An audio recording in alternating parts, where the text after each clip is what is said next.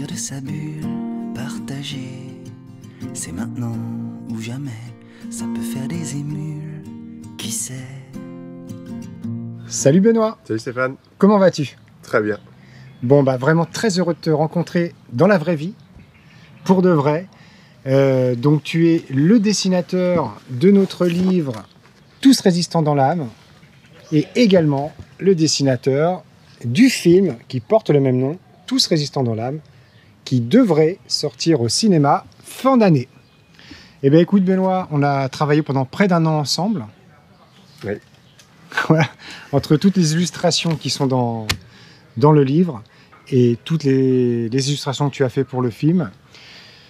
Donc, ça me fait vraiment plaisir parce que c'est un gros travail d'équipe, ces deux aventures-là. Oui. Et je pense que... Bon, on va mettre plusieurs dessins dans cette vidéo pour illustrer nos propos. Je pense que le talent est là.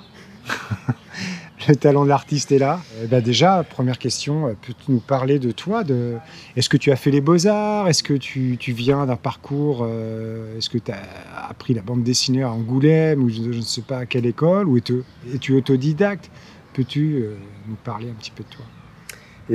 Bonjour à tout le monde. C'est vrai qu'en temps normal, je suis un peu dans les coulisses, dans mon bureau, en train de dessiner Pépouze, Pépère. Je sais pas, le fait de parler comme ça devant la caméra, c'est pas forcément un truc auquel je suis habitué. Je vais me prêter à l'exercice. Écoute, moi, disons que j'ai toujours utilisé le dessin pour tout, quoi. Donc,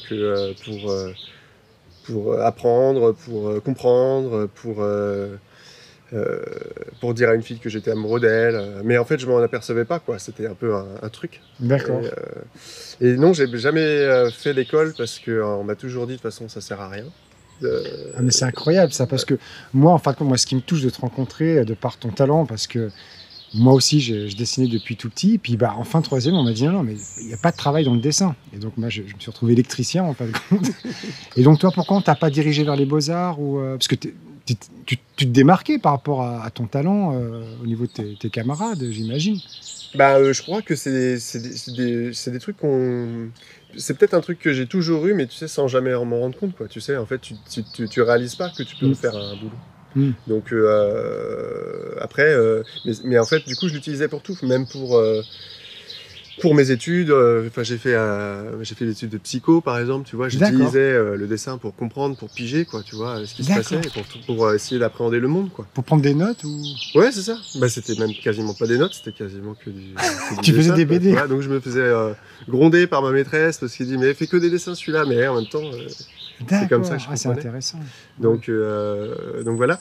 Et donc j'ai pas fait d'études je suis animateur depuis longtemps. Bon, là j'ai dû arrêter parce que du coup je fais que ça. Donc je peux vous dire officiellement, je suis dessinateur professionnel. Voilà. C'est ton métier, quoi. C'est ça. Donc je le disais avec un peu de réserve au début. Oui, je suis dessinateur. T'assumes pas trop le truc.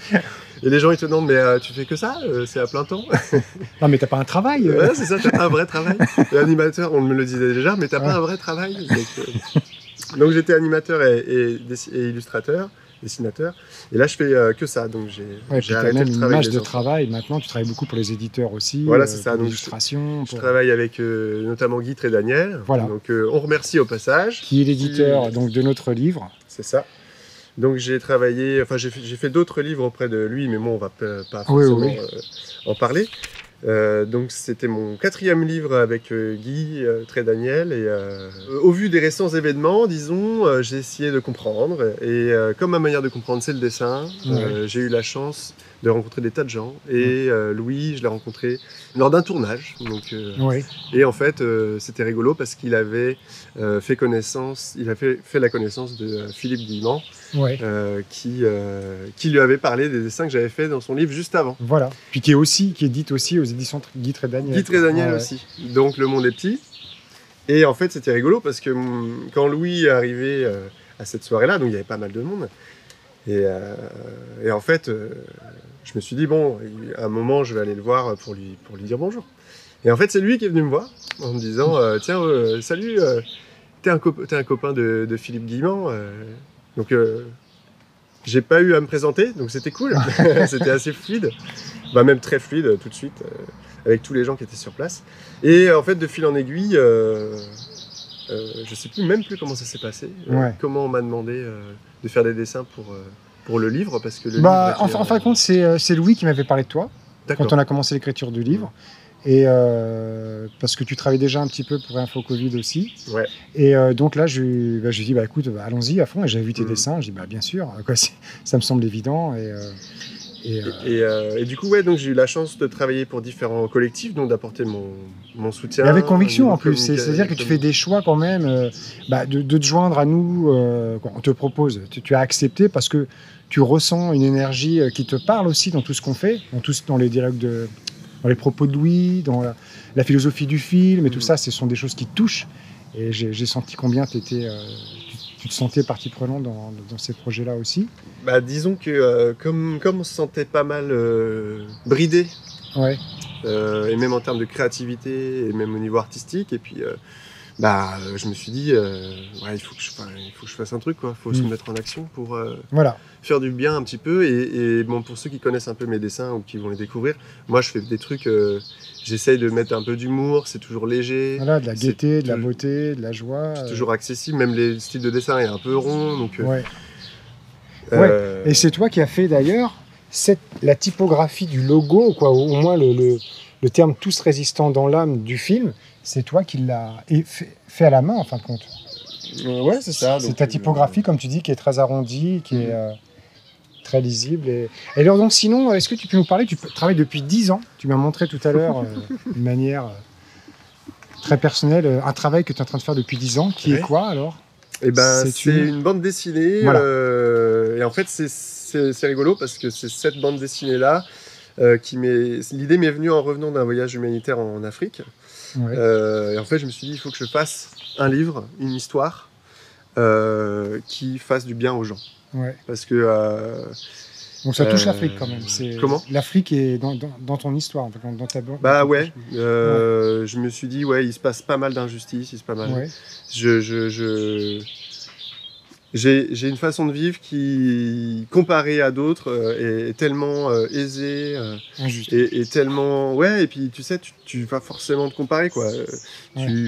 Quand tu vas prendre une douche et que l'eau coule à flot, que dès que tu as un petit creux, 5 minutes, tu vas t'acheter un truc, dans pas mal de régions du monde en fait, c'est pas du tout comme ça. Donc en fait, tu te dis, en fait, il faut peut-être essayer de changer l'état d'esprit des gens, et en fait, ça se fera pas là-bas en faisant les petits sauveurs, mais en fait en changeant carrément les mentalités dans les pays un peu occidentaux. Donc cette idée-là est née, donc c'est de la science-fiction. Je vais pas forcément non, tu ne révèles pas les choses. Mais la science-fiction, c'est faire un parallèle avec la réalité. Bien sûr. Donc moi je trouvais que c'était le meilleur moyen. Comme dans le cinéma, quoi. Et tous les thèmes que j'aborde, avec Guy Trédaniel et les auteurs avec qui j'ai travaillé, ça parle de la mort, ça parle de la physique quantique, du chamanisme, et en fait ça va un peu sur les frontières de ce qu'on peut comprendre. On est un peu au bord de paradigmes actuels qu'on a qui sont souvent réfutés sans forcément d'explication. Donc forcément je vais aller me jeter dedans. Super. Et de fil en aiguille, le livre de Louis et d'autres livres qui viennent nourrir ce gros projet. Que tu lances. Et tu donnes même pas vraiment de limite dans la finale. Quoi, là, tu as quand même fini tout le storyboard, bien évidemment. De cette BD-là, mais après, c'est une question de timing. Quoi, après, tu vas te rapprocher d'un éditeur spécialisé dans la bande dessinée pour un projet de publication. Bon, très bien. Eh bien, écoute, moi, j'ai envie de te voir à l'œuvre. Okay. Est-ce que là, exprès, tu as pris ton carnet, ton crayon? Est-ce que tu peux nous faire un magnifique petit crayonné comme ça? Je te dis, moi, c'est quelque chose de très intime, mais on va se le tester. Allons-y, voir l'artiste en œuvre. C'est parti. Alors...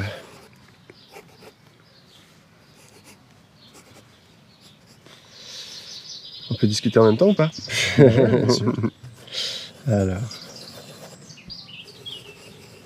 Donc là, tu places des visages. Ouais, c'est ça. Et donc, tu fais la structure un peu de chaque visage. Comme ça te permet de te donner des repères. Ça me sécurise un peu. parce que je suis pas le genre de dessinateur qui dessine direct au noir, Ouais. sauf pour des personnages que je connais par cœur. Ouais. Mais souvent, ça va être... ouais.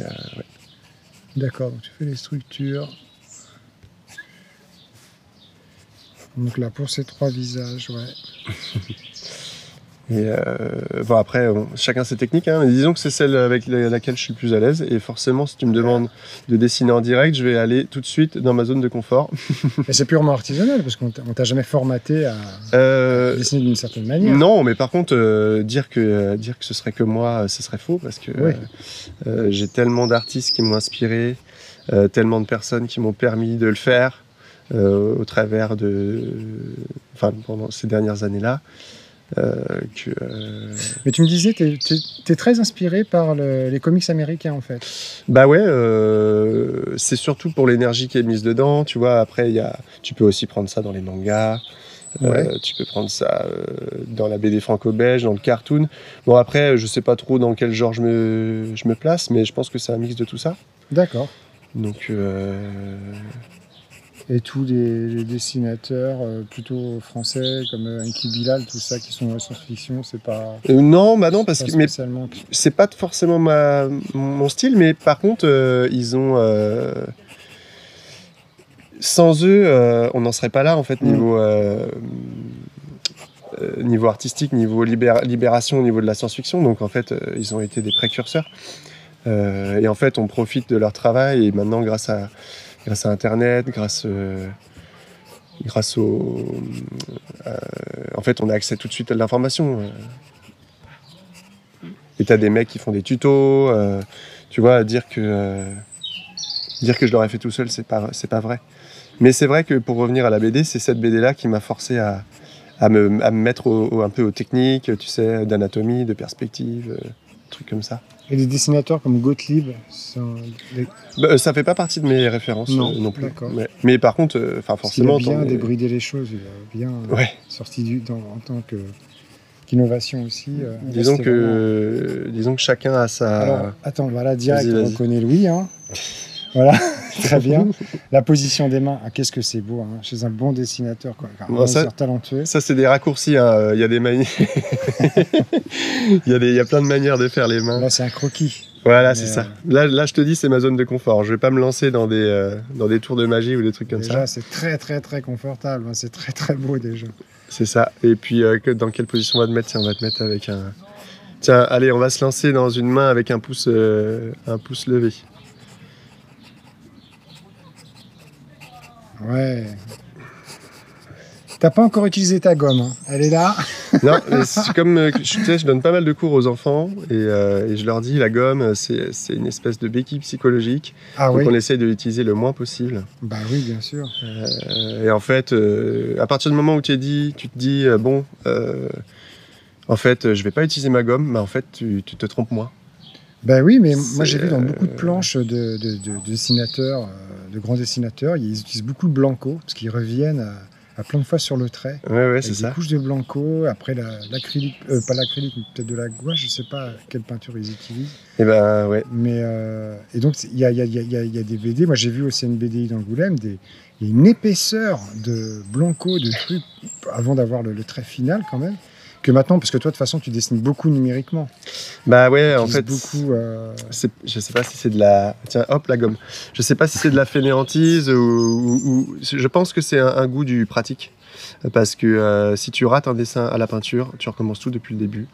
Et avec le numérique, en fait, tu vois, il te suffit de changer un calque et puis... Mais franchement, entre nous, tu vois, tu ça n'a sélectionnes rien à voir. Deux. Un vrai rendu papier. Ah bah non, tout ça, mais je passe souvent par le... Ah, c'est gentil. C'est moi, ça? Tu bah, m'as fait un petit nez. Moi, qui ai un grand nez. L'avantage du dessin, c'est qu'on peut... Il était là. Ouais, j'ai un grand nez. Ouais. C'est qu'on peut, on peut embellir les gens. Ouais, c'est ça qui est génial. Et donc le but, c'est de donner quand on voit Louis comme ça, c'est de lui donner un côté très sympa. Qu'il est, hein. Il est comme ça. Mais oui, c'est ça. Donc en fait, il n'y a même pas besoin, mais bon, il faut renforcer le truc parce que c'est vrai que... Et donc c'est toi qui es au milieu là. Hein.